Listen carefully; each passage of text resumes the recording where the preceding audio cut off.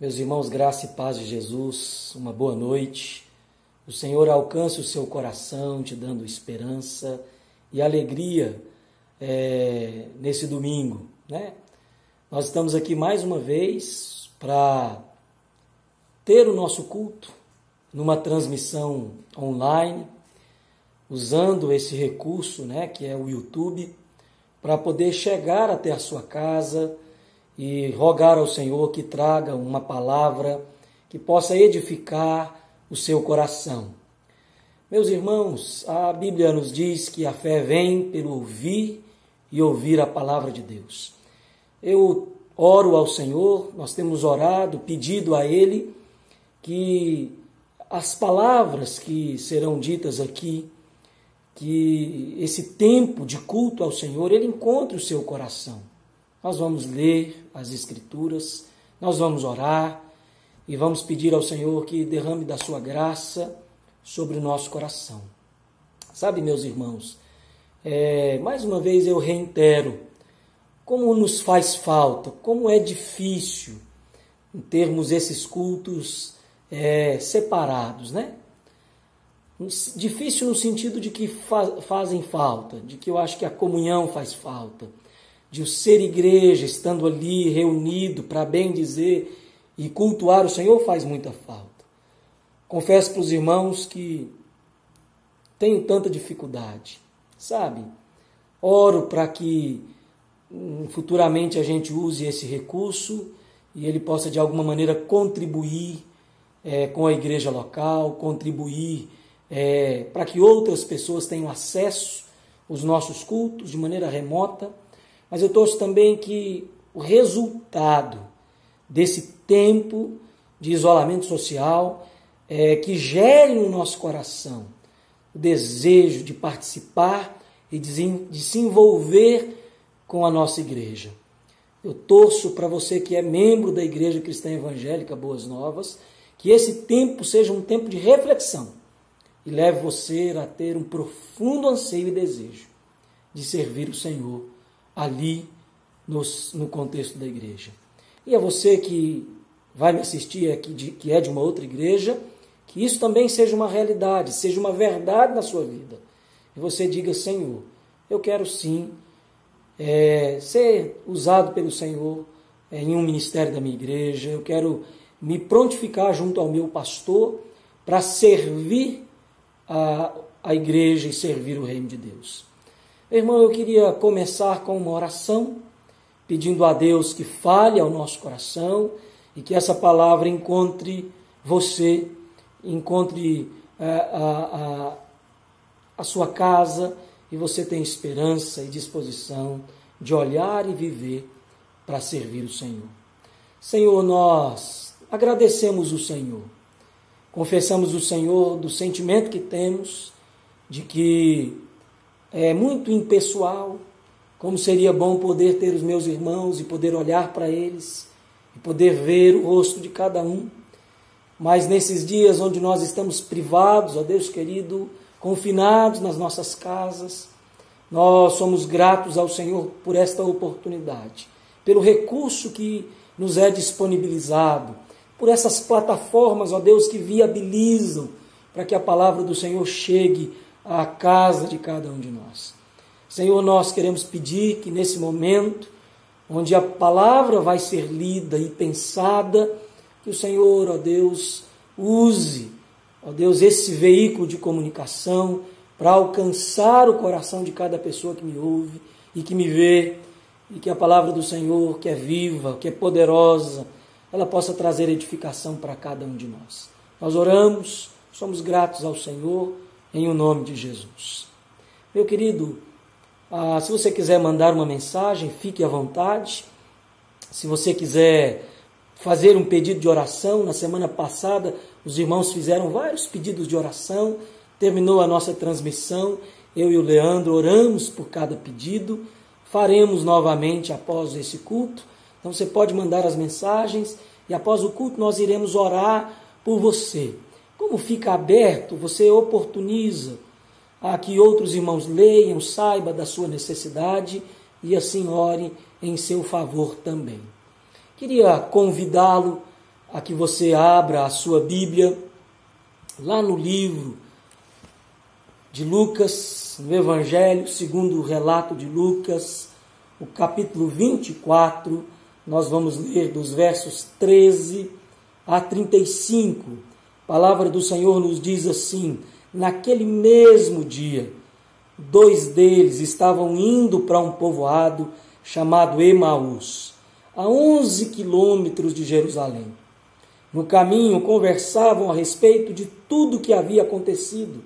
Enquanto conversavam e discutiam, o próprio Jesus se aproximou e começou a caminhar com eles. Mas os olhos deles foram impedidos de reconhecê-lo. Ele lhes perguntou: sobre o que vocês estão discutindo enquanto caminham? Eles pararam com o rosto entristecido. Um deles, chamado Cleopas, perguntou-lhe: você é o único visitante em Jerusalém que não sabe das coisas que ali aconteceram nesses dias? Que coisas? Perguntou ele. O que aconteceu com Jesus de Nazaré? Responderam eles. Ele era um profeta poderoso em palavras e obras diante de Deus e de todo o povo. Os chefes dos sacerdotes e as nossas autoridades o entregaram para ser condenado à morte e o crucificaram. E nós esperávamos que era ele que ia trazer redenção a Israel. E hoje é o 3º dia desde que tudo isso aconteceu. Algumas das mulheres entre nós nos deram um susto hoje. Foram de manhã, bem cedo, ao sepulcro, não acharam o corpo dele. Voltaram e nos contaram ter tido uma visão de anjos que disseram que ele está vivo. Alguns dos nossos companheiros foram então ao sepulcro e encontraram tudo exatamente como as mulheres tinham dito, mas não viram. Ele lhes disse: como vocês custam a entender e como demoram a crer em tudo o que os profetas falaram. Não devia Cristo sofrer estas coisas para entrar na sua glória?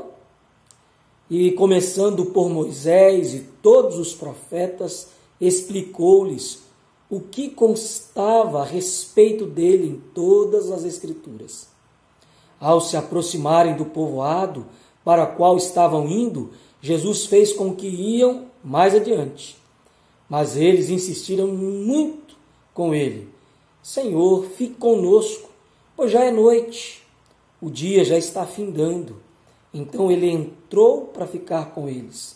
Quando estavam à mesa com eles, tomou o pão, deu graças, o partiu e deu a eles. Então os olhos deles foram abertos e eles reconheceram ele, mas ele desapareceu da vista deles. Perguntaram-se um ao outro: não estava queimando nosso coração enquanto ele nos falava no caminho e nos expunha as Escrituras? Levantaram-se e voltaram imediatamente para Jerusalém. Ali encontraram os 11 e os que estavam com eles reunidos, que diziam: é verdade, o Senhor ressuscitou e apareceu a Simão. Então os 2 contaram o que tinha acontecido no caminho e como Jesus fora reconhecido por eles quando partia o pão. Amém, meus irmãos? Queridos, Jesus Cristo, ele havia morrido e ao 3º dia, segundo as Escrituras, Jesus Cristo ressuscitou. Os irmãos imaginam, pensem comigo, como foi viver com Cristo durante esses anos que eles passaram junto com o Messias no seu ministério? Os irmãos imaginam Jesus caminhando, Jesus ensinando, imaginem eles recebendo do Senhor essa palavra, sendo pregada, esclarecedora, palavras de vida eterna fluíam do coração de Cristo e da sua boca ao coração daqueles que o ouviam. Os irmãos imaginam que foram 3 anos de tanta intensidade.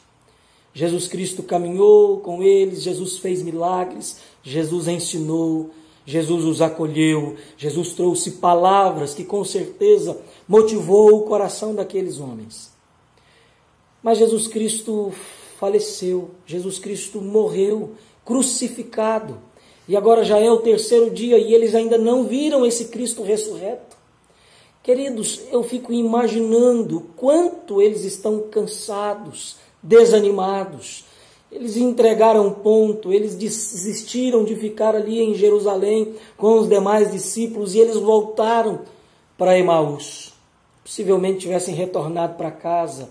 A circunstância havia perdido sentido, a história havia perdido sentido.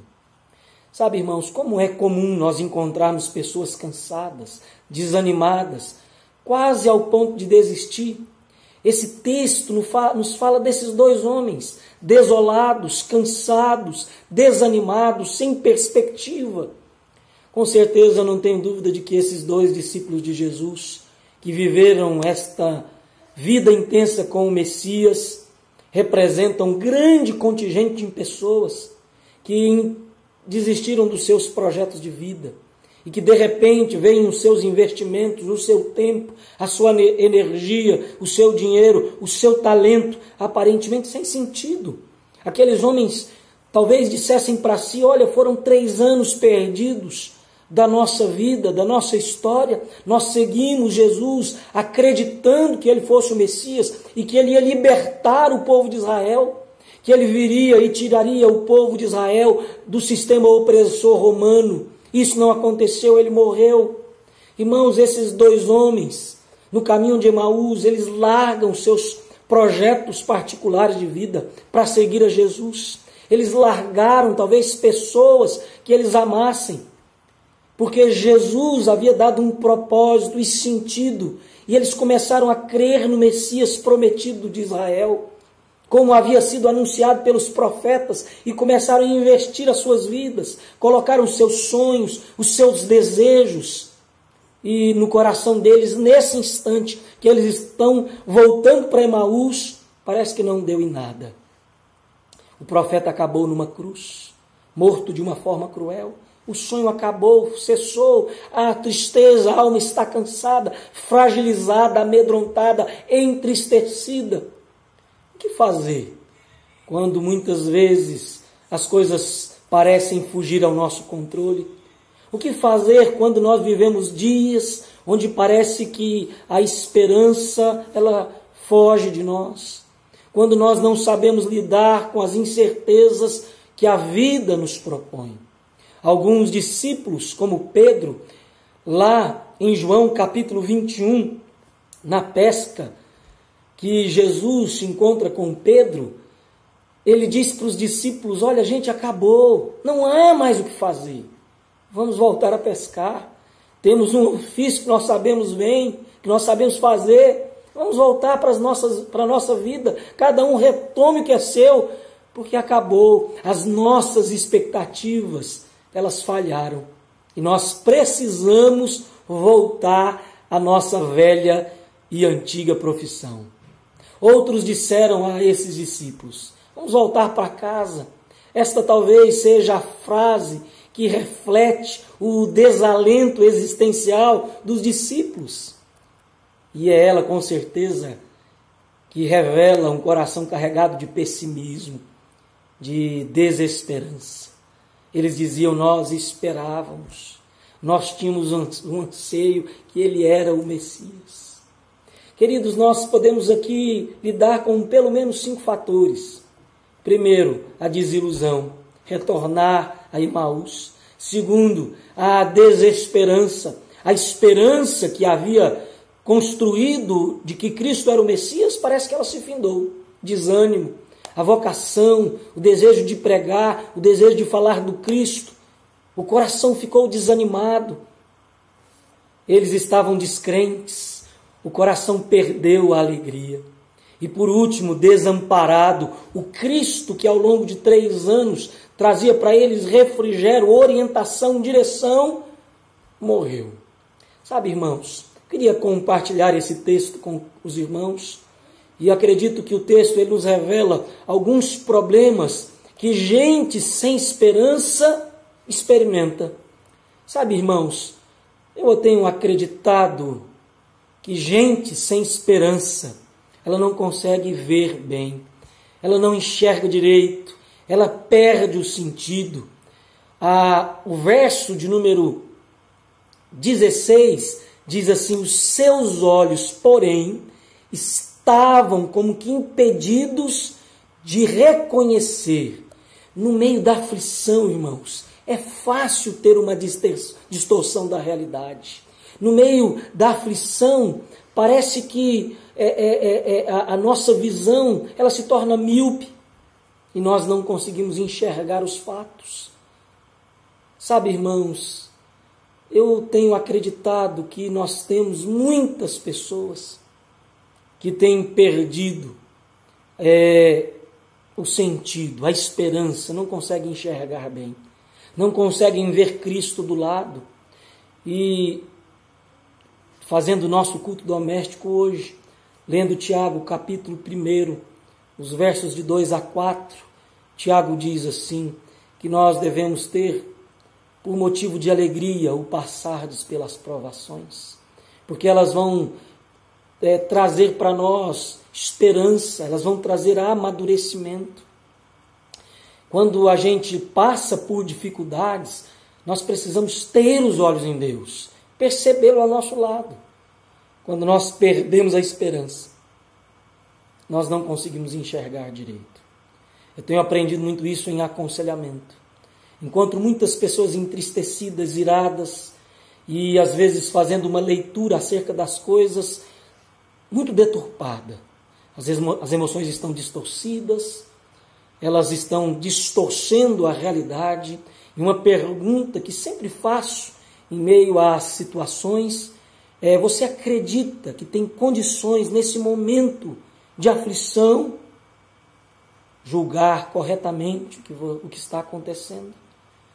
Meu querido, se você está passando por um momento de desesperança, tome cuidado para que ele não ofusque a sua visão e você não perca de vista o cuidado de Deus e a sua soberania. O Salmo 77 revela bem essa tensão. O salmista está visivelmente contrariado com Deus, em dúvida sobre o seu caráter e sobre o que Deus está fazendo. E ele diz assim: rejeita o Senhor para sempre. Acaso o Senhor não se torna propício? Cessou perpetuamente a sua graça?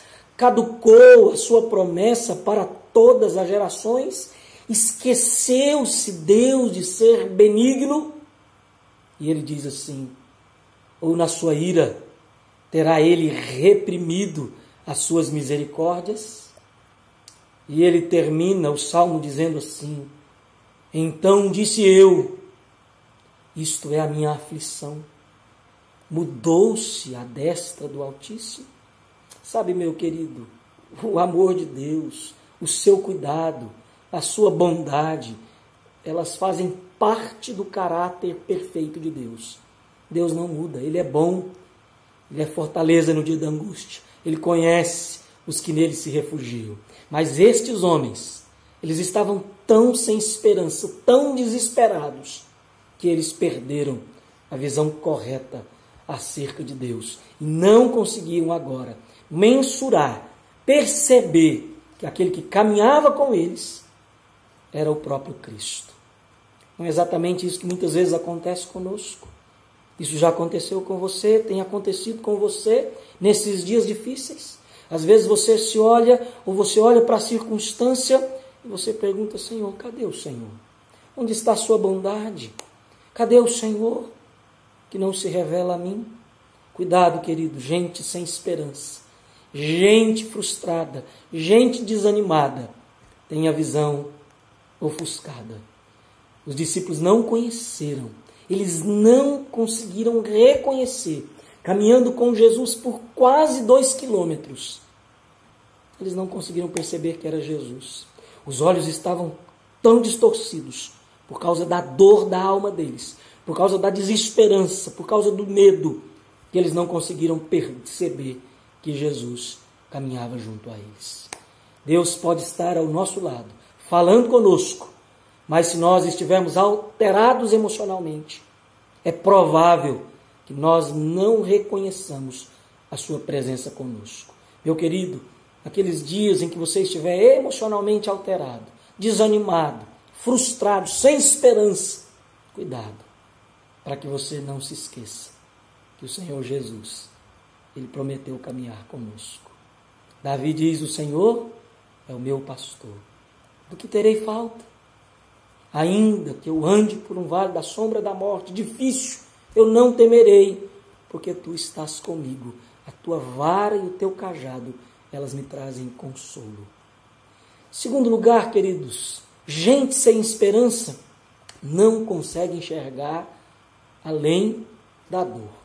Então lhes disse Jesus, o nécio é tardo de coração em crer em tudo o que os profetas disseram. Querido, quando a gente perde a esperança, quando a gente perde a alegria, a paz na nossa alma, a convicção na soberania de Deus, nós não conseguimos enxergar além da dor que nós estamos sentindo. A leitura dos fatos para aqueles discípulos se reduziam àquele momento. Uma das coisas mais salutares que poderiam nos libertar é simplesmente nós dizermos a nós mesmos, no meio da crise, isto vai passar. Diga para você, diga para a sua alma, isto vai passar, esses dias difíceis, de isolamento social, de reclusão, vai passar, mas qualquer outra situação que você passe na sua vida, tenha essa consciência, vai passar. Gente sem esperança, gente que não consegue ter uma percepção clara da soberania de Deus, não consegue enxergar além da dor. E esse momento de provação, ele não é o momento que deve fazer com que a gente fique ali desesperado, angustiado, mas a segurança de um Deus soberano que caminha conosco deve nos fazer continuar e acreditar que existe algo além da dor. Não é isto que nós percebemos nesses dois discípulos, eles estão confusos. Jesus está caminhando com eles, eles estão dizendo para o Senhor, Senhor, e aí? Eles ficavam girando no meio da sua dor. A gravitação emocional não permite que eles vejam além da dor e do sofrimento. Eles não veem Jesus. Eles não conseguem se dar conta de que existe uma promessa que o Senhor fez desde do Gênesis, que ele viria e pisaria a cabeça da serpente, de que o Senhor viria e ao terceiro dia ele ressuscitaria. Havia evidência suficiente que ele era o Messias, mas a dor era muito grande. A diferença, irmãos, entre o sofrimento de Jesus e o desses discípulos. Quando Jesus Cristo toma o pão e o vinho, que representa o seu sacrifício ali na cruz, ele ora e agradece. O Senhor está a ponto de ser entregue, de ser crucificado, de sofrer dores horrendas, de receber sobre si o nosso pecado, mas a Bíblia diz que ele toma o pão e o vinho e agradece a Deus. Como agradecer em meio ao sofrimento? Porque Jesus, querido, ele não vinha a dor como mera dor.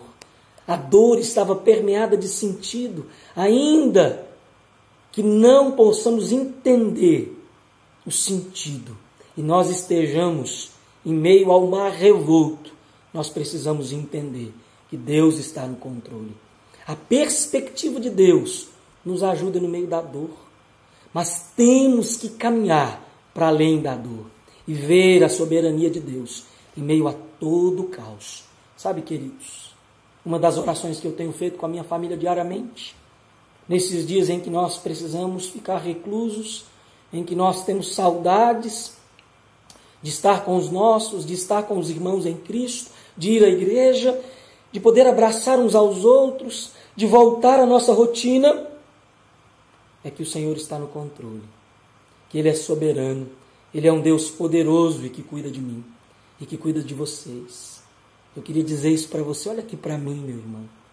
Em meio a todo o caos e a confusão, não olhe apenas para a dor.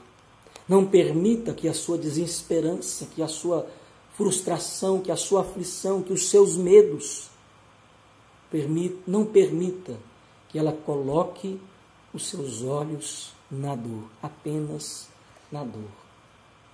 Esse é um grande desafio. A dor, como mera dor, ela tende a retroalimentar o nosso sofrimento. Nós vamos nos alimentando. Alguns vídeos que eu fiz, eu sempre sugeri aos irmãos, cuidado. Não veja em todo o tempo que está acontecendo. Não seja incomodado pelas lutas que estão passando aí. Ainda que elas sejam reais. Quem está certo, quem não está certo. Apoia o governo, não apoia o governo. O governador diz uma coisa, o presidente da República diz outra. Quero dizer para você, meu querido, que quem me sustenta é o Senhor. Quem nos sustenta é o Senhor. Quem alegra o nosso coração e quem cuida da nossa causa é Deus. E sem ser um profeta do caos, eu quero dizer para você que nós estamos vivendo um princípio das dores. E se nós estamos acreditando que essa epidemia é muito difícil, eu acredito que virão dias ainda mais difíceis. E o que nós precisamos? Ter os olhos na epidemia, ter os olhos na guerra, nos rumores de guerra? Não. Nós precisamos ter os olhos em Cristo e ter a esperança fortalecida e renovada nele. Amém, irmãos?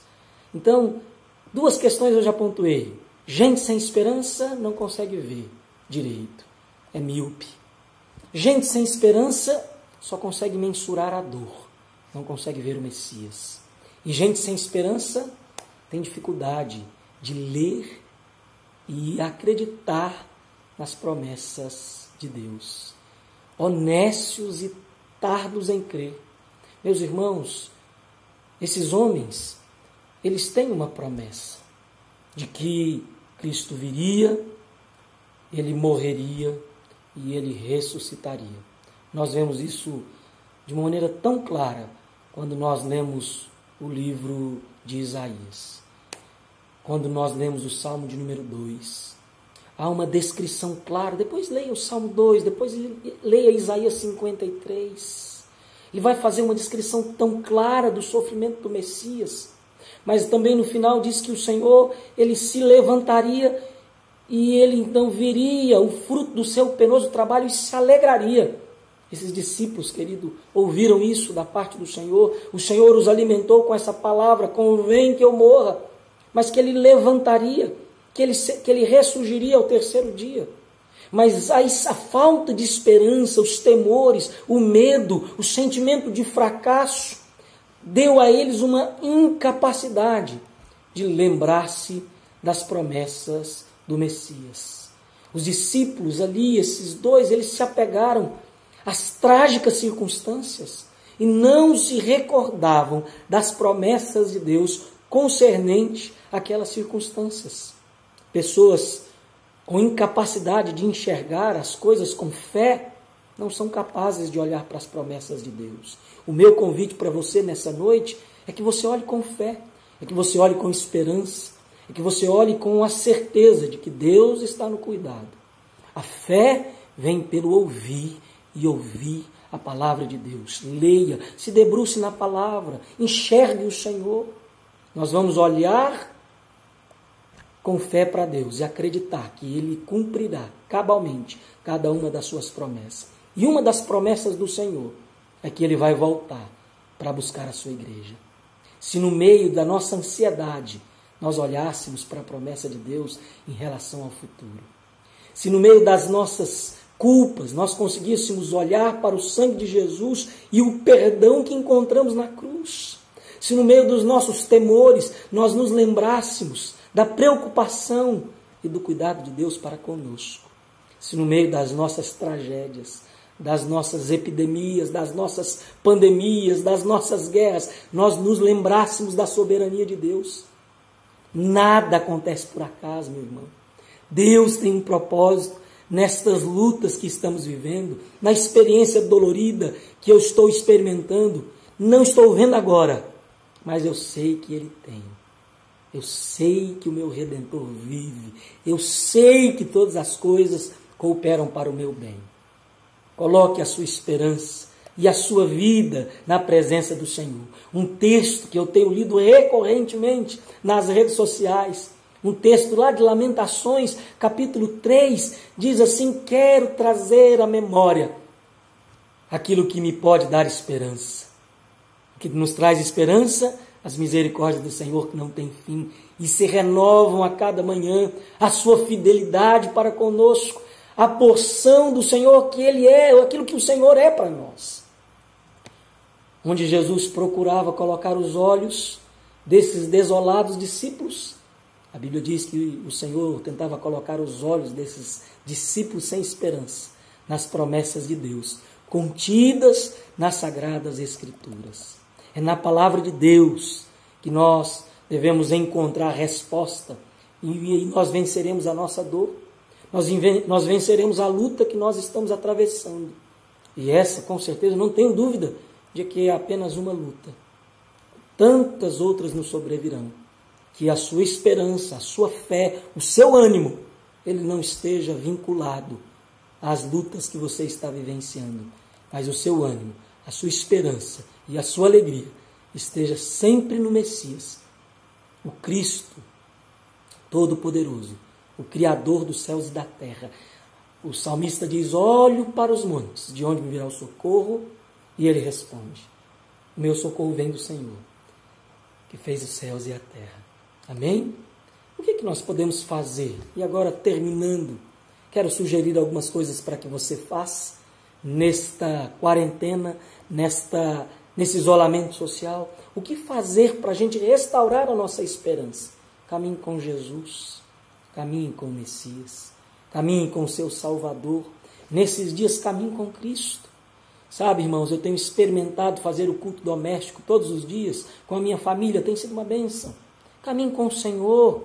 A Bíblia diz que aconteceu que enquanto aqueles discípulos conversavam, o próprio Jesus se aproximou e ia com eles. Caminhe com Jesus. Use esse momento difícil para poder gastar um tempo maior com Deus. Se o seu coração está longe dele, se você já não consegue mais orar, jejuar, se já você não consegue mais ter o prazer de ler as Escrituras e de se alimentar delas, se você já não consegue mais olhar para a Escritura e o seu coração se alegrar, se aquecer, meu querido, eu queria fazer um convite. Caminhe com Jesus, caminhe com o Senhor. Uma outra ideia é: faça uma releitura da Palavra de Deus. No ano passado, nós tivemos uma experiência muito boa de ler o Novo Testamento e de ler o Antigo Testamento. Todo ele, sabe? De ler a Bíblia, de se aprofundar na Escritura.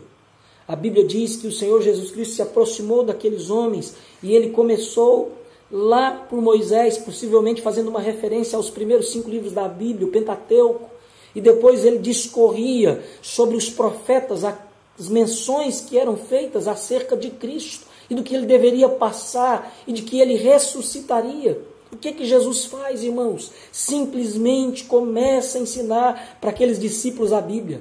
Muita crise espiritual do povo de Deus é resultado da ignorância ou de uma leitura equivocada das Escrituras. Qual era o problema básico desses dois? Dificuldade em crer. E a Bíblia diz que a fé, ela vem pelo ouvir e ouvir a palavra de Deus. Então tenha fé lendo a Escritura. Se você lê a Escritura, querido, eu não tenho dúvida de que você vai ser um homem de fé, uma mulher de fé. Se você ler as Escrituras com a sua casa, você vai ter filhos, crianças pequenas, cheias de uma vida de Deus, uma fé que vai fazer com que eles consigam lidar com a dificuldade.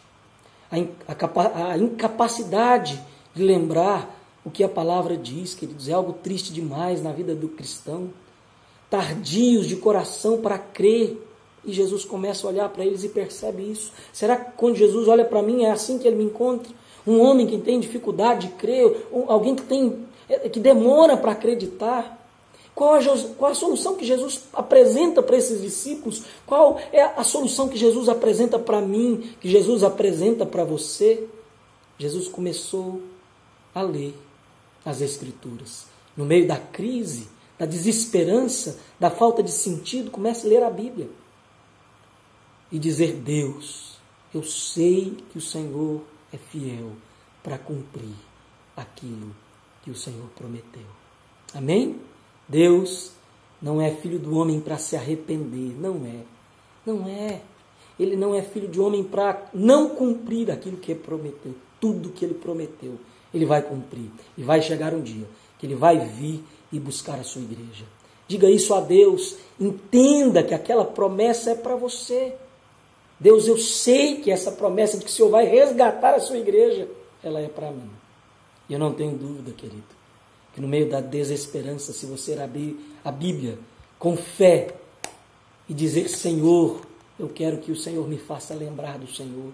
Eu quero que o Senhor me faça lembrar das tuas promessas.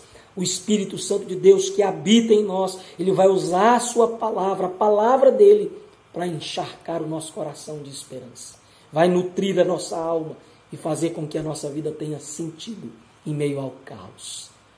E para terminar, meus irmãos, retome a comunhão. A Bíblia diz que o Senhor Jesus Cristo entrou na casa daqueles homens e comeu com eles. O Senhor Jesus Cristo pegou o pão, abençoando, partiu, deu aos discípulos e os olhos se abriram e eles reconheceram que era Jesus e o Senhor desapareceu da presença deles. Sabe, irmãos, sabe o que esses irmãos fizeram? Eles saíram dali e foram até onde os discípulos estavam, lá em Jerusalém. Sabe, eles vieram cabisbaixos, desanimados, sem esperança, mas quando eles entendem que o Cristo é quem estava com eles, o que eles dizem é que as palavras de Jesus aqueciam o coração deles. Eles disseram assim, verso 32, perguntaram um ao outro: não estava queimando em nosso coração enquanto ele nos falava no caminho e nos expunha as Escrituras? Meu querido, deixa Cristo fazer a Escritura queimar no seu coração, na sua alma. Deixa Cristo queimar o seu coração por meio da sua palavra. Oh, meu irmão, minha irmã, como nós precisamos, sabe, de duas questões. A primeira, repartir o pão. Esse ato simples, pela sua própria natureza, não tenho dúvida de que gera despertamento e graça e compreensão dos fatos divinos. Como é bom a gente ter uma percepção de Deus a partir do corpo, a partir da igreja. Semana passada eu disse para os queridos irmãos, querido, quando terminar esse período de isolamento social, invista na sua vida junto à igreja local. Isso é essencial. Jesus Cristo caminhou com eles. Depois eles saíram dali e foram para Jerusalém para dividir aquilo que eles receberam. A partir do pão, queridos, ela tem a ver com amizade, com solidariedade, onde se vivencia o próprio coração. E não existe para mim um outro lugar, um melhor lugar, que nós vamos encontrar pessoas que nós podemos dividir o coração e caminhar conosco e fazer com que a nossa vida ela possa ter uma outra perspectiva por causa da ação de Deus na vida deles para abençoar a nossa vida. Sabe, meus irmãos, quando nós caminhamos só, nós nos esfriamos, nós nos entristecemos, perdemos a alegria, perdemos a esperança. O partir do pão tem a ver com deixar pessoas penetrar o seu universo e andar contigo na sua história. Deixa gente que é gente, caminhar com gente. Deixa gente penetrar o seu universo. Deixa gente caminhar com você nesses dias difíceis. Amém, meu irmão? Quero dizer para você, retorne à vida comunitária. Nós estamos vivendo dias tão difíceis, mas se você está longe de alguém, faça uma videochamada, ligue, mande uma mensagem, diga para a pessoa que você queria conversar com ela. E quando você, porventura, tiver a oportunidade, marque um jantar na sua casa e convide amigos. Antigamente as pessoas encontravam sentido na comunidade. Hoje parece que nós evitamos ao máximo a companhia das pessoas. Sabe, querido, se a gente pode tirar alguns aspectos positivos de tudo isso que nós temos vivendo, essa pandemia mundial, eu acredito que nós temos tido uma percepção do quanto é proveitoso a vida comunitária, quanto é especial a gente poder ser igreja e a gente viver com outras pessoas. Nós estamos tendo a oportunidade de olhar e de perceber o quanto é um privilégio para a gente poder viver em família. Sabe, queridos, nós participamos tão poucos dos problemas da igreja, dos programas da igreja, das atividades que são propostas. Eu vejo tanta gente não vai, não se dispõe, não se mobiliza. Queria convidar, desafiar você para que você entendesse. Uma das coisas que tem me ajudado muito é crer na soberania divina. Eu creio nele. E isso com certeza é o carro-chefe. Mas eu tenho acreditado tanto, todas as vezes que eu faço uma ligação e faço um atendimento, eu tenho feito algumas videochamadas no WhatsApp, colocando 4 pessoas, 3 famílias, né, junto comigo, 4, para a gente poder conversar. Vida comunitária. Aqueles discípulos, eles voltam para Jerusalém. Eles querem encontrar os outros discípulos, eles querem dividir aquilo que aqueceu o coração. Faça isso, a vida comunitária, para que a gente divida aquilo que nós temos experimentado de Deus, aquilo que Deus tem gerado no nosso coração. Que Deus te abençoe, meu querido, em nome de Jesus. Que você tenha essa segurança de que nesses dias difíceis você não está só. De que nas lutas que você tem passado e ainda vai passar, você não estará sozinho. Enche o seu coração de alegria, de esperança. O apóstolo Paulo diz: eu aprendi a viver contente em toda e qualquer situação. Esteja você contente nas situações difíceis. Olhe para o Senhor, deixe o Senhor cuidar de você. Senhor, muito obrigado por esse tempo em que nós pudemos, ó Deus, ouvir a Tua santa palavra. Ó Deus, pensar num texto tão conhecido que nos faz perceber como nós temos dificuldade, a semelhança desses 2 discípulos, de que quando as provações chegam, quando as lutas nos sobrevêm, quando nós perdemos de vista o Senhor, a esperança, nós caminhamos de maneira vazia, os nossos olhos não enxergam direito, nós conseguimos ter os nossos olhos firmados na dor, e nós queremos, em nome de Jesus, pedir ao Senhor que o Senhor nos ajude, porque o que nós queremos é caminhar com o Senhor. O que nós queremos é fazer, ó Deus, uma releitura da palavra, é começar a enxergar a Bíblia de uma outra maneira, entendendo que ela é fonte de vida. Ó Deus querido, e se nós olharmos para ela, ó Deus, o Espírito Santo do Senhor vai gerar no nosso coração a sua palavra, para que ela nos aumente a fé. E nós queremos aprender, ó Deus, a valorizar a nossa vida e a nossa comunhão, porque elas são muito especiais. Nós agradecemos o Senhor por ser igreja, e nós queremos assumir um compromisso, ó Deus, de ser igreja de uma outra maneira, ativamente, ó Deus, participativamente. Nos abençoe, fala ao coração de cada pessoa que me ouve, é o que eu peço ao Senhor, em nome de Jesus. Deus te abençoe, querido, muito obrigado por estar aqui, por me ouvir, muito obrigado por ligar este canal. O Senhor Jesus Cristo continue te abençoando. Um beijo no seu coração, saudade imensa. Eu tenho orado para que isso passe logo e nós estejamos juntos para o louvor e para a glória de Jesus. Vou terminar o vídeo, vou fazer uma oração pelos seus pedidos. Deus o abençoe, fique na paz de Jesus Cristo. Grande abraço.